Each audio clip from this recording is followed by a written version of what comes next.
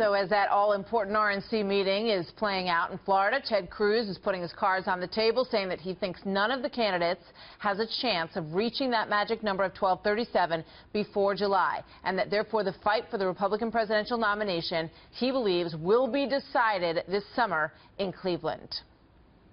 We are headed to a contested convention. At this point, nobody is getting 1237.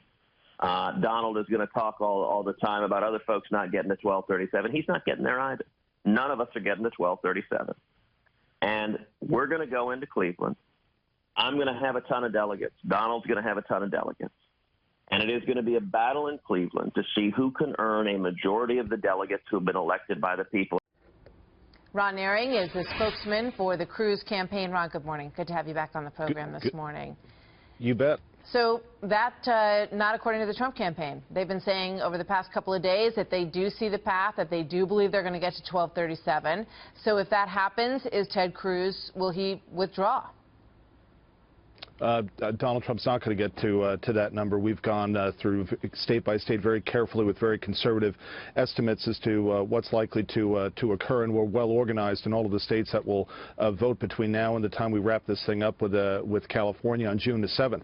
So ultimately, at the end of the day, I think we're going to have an exciting convention, one that we haven't seen in quite some time. Not unprecedented. You know, it's happened before many times that it goes to more than one ballot. I think that's what's going to occur.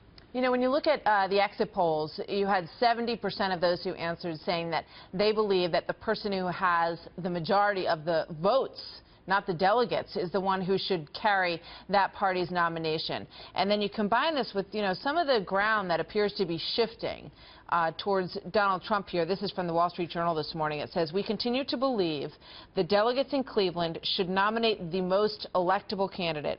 But realistically, Mr. Trump will be hard to deny if he rolls through the remaining primaries, even if he's short of 1237.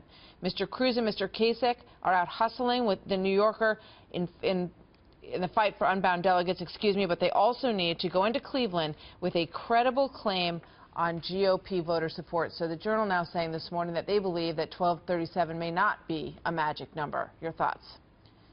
Well, at the end of the day, the Republican nomination goes to the candidate who succeeds in building majority support within the party. And there's a very good reason for that, and that is that speaking as someone who's served as a state Republican chairman for many years, and we know that in order to go forward, we have to have a united party. And how do we define a united party? With a candidate and a vice presidential candidate who have the support of a majority of the party. Now, that can either be done on the first ballot, second ballot, but at the end of the day, we're going to nominate a candidate coming out of Cleveland. That candidate will have the majority support of the party, and that puts us in the best position in order to defeat Hillary Clinton, and go up against the Democrats ultimately in November. What is important, though, is two things I think are important here. One is that much of the same polling shows that about 70%, 65-70% of Republican voters do not want Donald Trump to be the nominee, and they know that he would ultimately go on to be defeated by Hillary Clinton. We'd probably lose the Congress, and the Democrats or the liberals would control the Supreme Court for the next 25 years,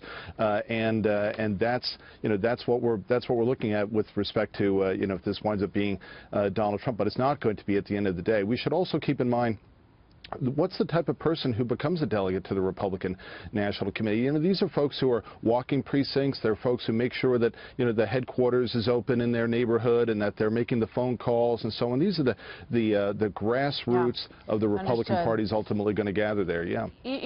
I want to ask you a question about sort of the momentum in this decision, because if nobody gets to 1237, as you say, either it's going to go one way or the other, I think, in terms of whether or not Ted Cruz and potentially John Kasich will be encouraged by the party and by voters and by the forces out there on the Republican side to hang in, or whether or not they will be encouraged not to.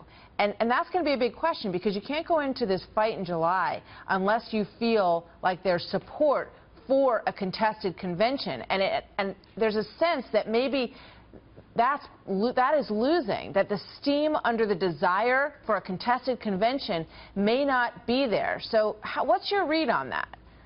I think really, having gone through many conventions myself, both at the state level and the national level, ultimately at the end of the day, this is kind of a process question. What this really comes down to, are we going to know who the Republican nominee is on Monday, or are we going to know on Wednesday of the convention? Really, that as a practical matter is what this is going to come down to. And I don't think that that's something which, most people are interested in. Who is the nominee? Is that person going to be able to unite the party? Whether we find out whether, who it is on Wednesday or Monday or what day of the week, or, really is an immaterial, aspect of this. What's important is that we have a candidate like Ted Cruz who can unite the Republican Party so that we can go forward and win in November and have a Republican Congress as well.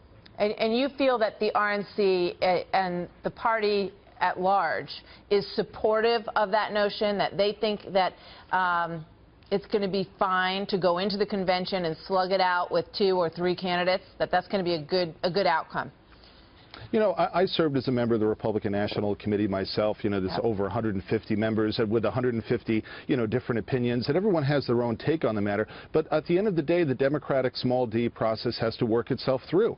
And we're going to come out of this convention with a nominee who has earned the support of the majority of the Republican Party. Right. It's going to be different. It's not going to be an infomercial like in the past. There's going to be a lot more drama. Fox News is going to have to send more correspondents to cover more meetings and interesting things that will happen. But at the end of the day, it would be an interesting story, to be sure. I think everybody agrees with that side of the equation. I got to go, but very quickly, do you think the RNC should shoot down the potential white knight option, that should not be on the table? Because we're going to talk to Reince Priebus in a moment. Well, it's not on the table, and there's no way that is going to happen, and that's because we're not going to have a nominee who hasn't run for president. I mean, we have a process by which we do that. 17 people chose to run. We're now down to functionally 2 people, Ted Cruz, and Donald Trump, and that's it. We should not be changing the rules. John Kasich would say he should be on that list because he says your guy doesn't have the numbers to get there, and neither does he, so you're in the same boat. Well, John Kasich will have lost 49 states by the time we get there. It's hard to say that you're the most electable candidate when you don't win anywhere other than in your home state. All right. You've got another equation for that, as you know. Ron Nearing, thank you very much. Good to see you this morning, sir. Thank you.